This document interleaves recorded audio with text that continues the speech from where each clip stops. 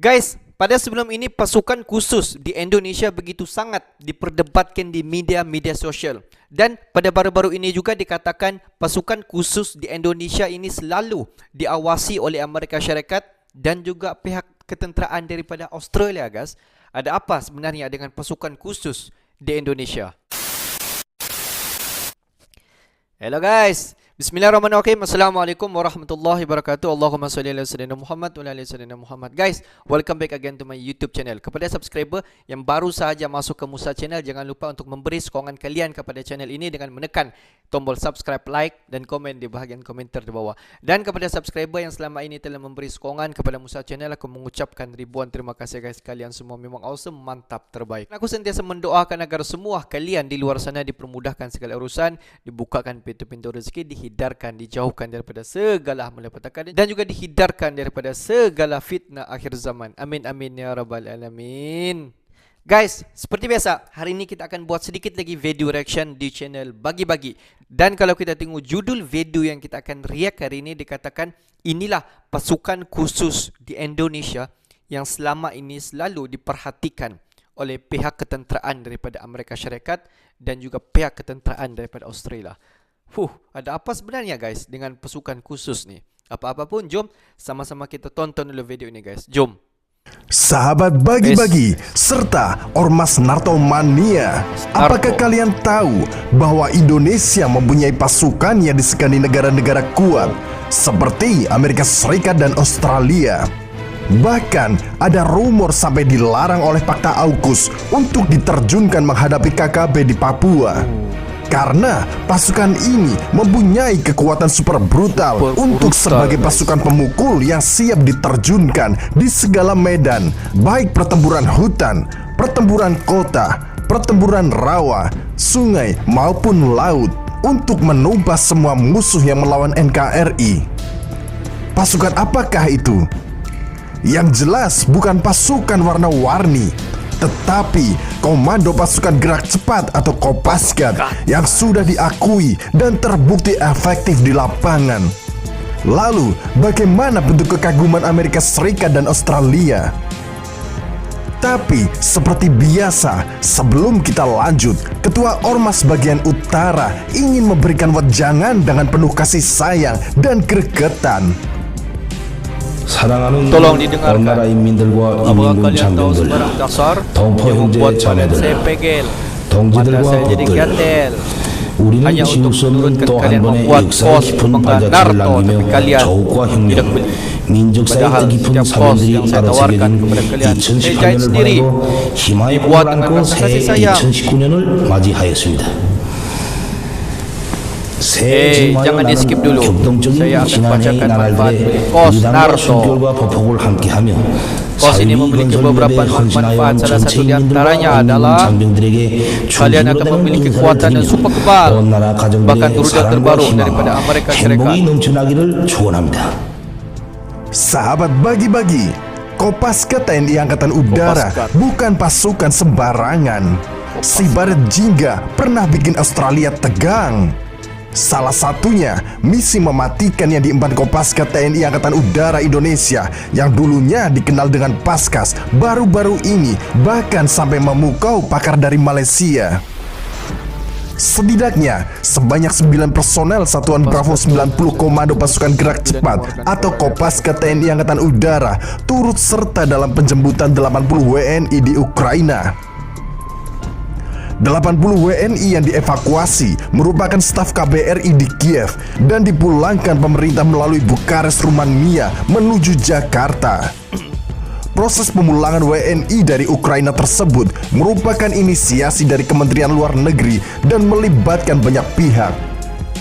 Keterlibatan Sat Bravo 90 Kopaskat sesuai dengan arahan Panglima TNI Jenderal Andika Perkasa. Operasi evakuasi yang lancar dan tepat waktu ini ternyata menyita perhatian Malaysia. Pengamat militer Malaysia, Q Renji, pada 20 April 2022 mengkritik Kementerian Luar Negeri Malaysia yang terkesan lelet melakukan evakuasi pada warga negaranya di Ukraina. Q menjelaskan Harusnya pemerintah Kuala Lumpur meniru langkah Indonesia untuk mengevakuasi warga negaranya dari Ukraina. Q mengatakan, "Saya tidak bermaksud membandingkan dengan negara lain, tetapi evakuasi pemerintah Indonesia terbukti sangat baik." Saat itu, pemerintah Indonesia bahkan mengirimkan pasukan khusus secara acak untuk melakukan operasi evakuasi. Q sempat menyoroti pengiriman pasukan khusus Indonesia ini ke Ukraina untuk proses evakuasi WNI tersebut. Q melihat pengiriman pasukan khusus Indonesia ini ke Ukraina untuk mengevakuasi para WNI sebagai unjuk kekuatan nasional Jakarta dalam melindungi warganya dimanapun berada. Kopasgat TNI Angkatan Udara yang sebelumnya bernama Paskas menjadi salah satu pasukan khusus Indonesia yang disegani oleh dunia, termasuk Malaysia. Komando Pasukan Gerak Cepat atau Kopasgat yang semula bernama Pasukan Elit TNI Angkatan Udara Korps Pasukan Khas identik dengan baret jingga di kepalanya. Menurut Puspen TNI, perubahan nama Paskas menjadi Kopasgat TNI Angkatan Udara berdasarkan surat keputusan Panglima TNI Jenderal Andika Perkasa nomor Cap 66-1-2022 tentang pemberhentian dari dan pengangkatan dalam jabatan di lingkungan TNI yang diterbitkan tanggal 21 Januari 2022. Panglima TNI Jenderal Andika Perkasa juga sudah memberikan penugasan terbaru bagi pasukan baret jingga atau Paskas TNI Angkatan Udara ini. Paskas tidak lagi hanya diterjunkan dalam misi khusus, namun akan dilibatkan dalam berbagai misi, sehingga akan memberikan wawasan yang baru. Jenderal Andika juga berpesan agar kemampuan Paskas dan nama baik TNI bisa dijaga dengan sebaik-baiknya, sehingga Korpaskas selalu menjadi kebanggaan TNI dan seluruh masyarakat Indonesia. Jenderal Andika juga menyampaikan rasa bangganya pada para prajurit pasukan elit TNI AU ini. Paskas TNI AU dianggap punya kemampuan yang unggul dan sangat baik, sehingga bisa menjadi salah satu andalan Indonesia. Pasukan khusus yang dikenal dengan sebutan baret jingga ini memiliki kemampuan yang mumpuni dan telah ditempa untuk menyelesaikan misi di 3 matra, yakni darat, laut, dan udara. Paskas memiliki keunggulan khas yang tidak dilakukan oleh pasukan khusus TNI yang lainnya, yaitu operasi pembentukan dan pengoperasian pangkalan udara depan.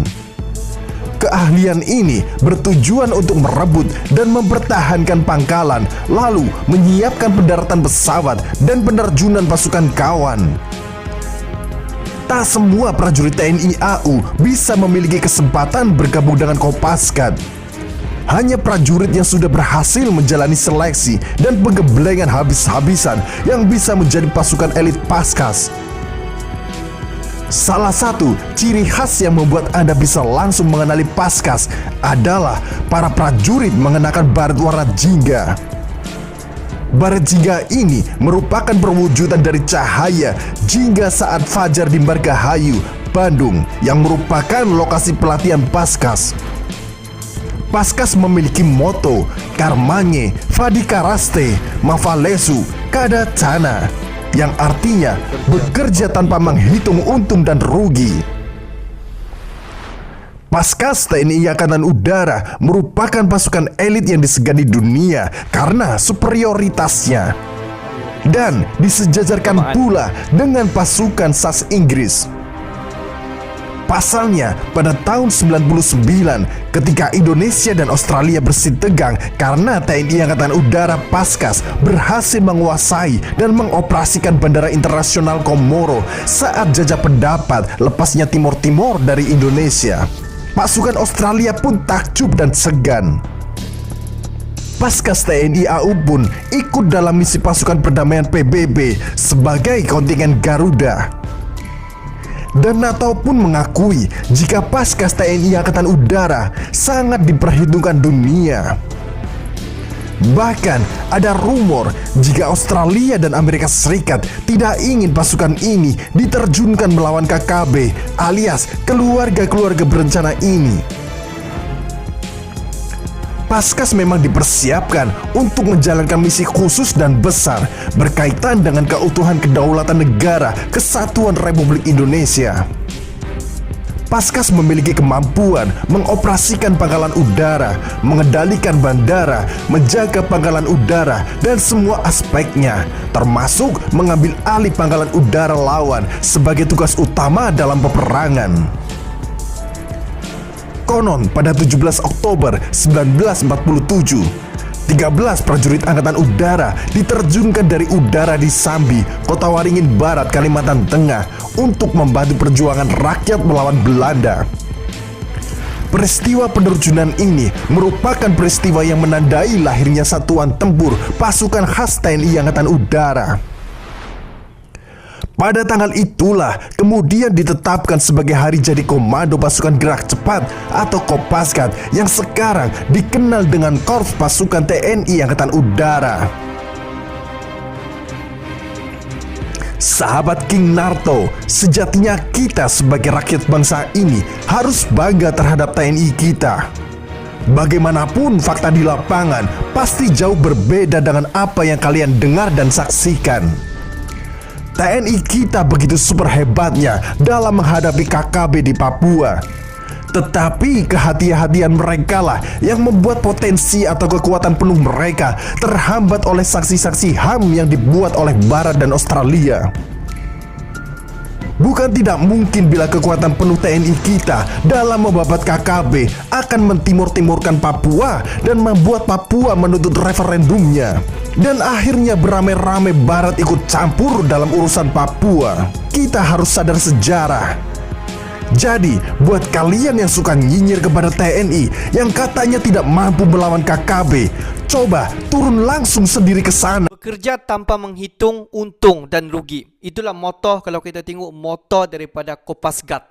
Di antara pasukan khusus yang paling disegani di Indonesia maupun di luar daripada Indonesia, khususnya kepada Amerika Syarikat dan juga Australia.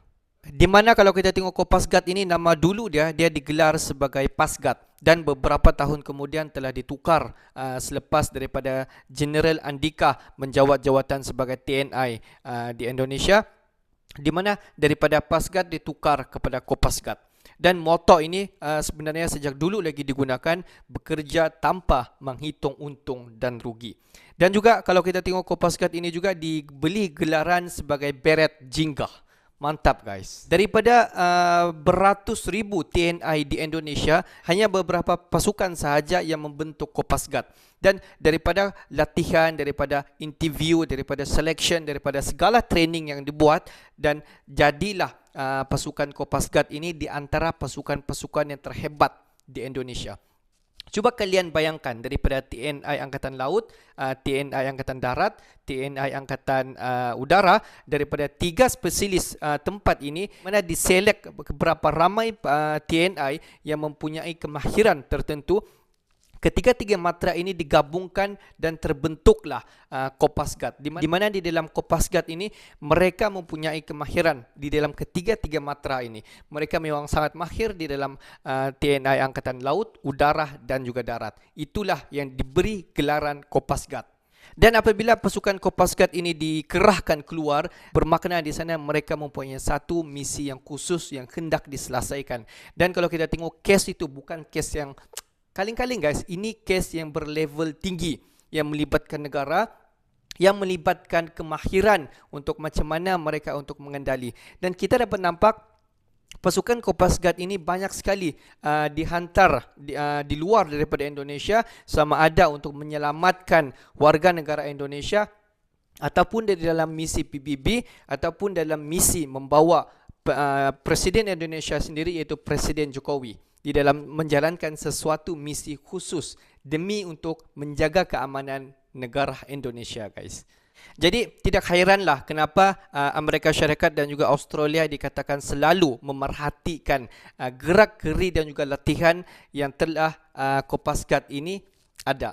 Sebab kalau kita tengok pasukan Kopasgat merupakan pasukan khusus dan pasukan yang boleh dilevelkan sama kehebatan mereka dengan ketenteraan daripada Amerika Syarikat dan juga daripada Australia, guys. Mantap.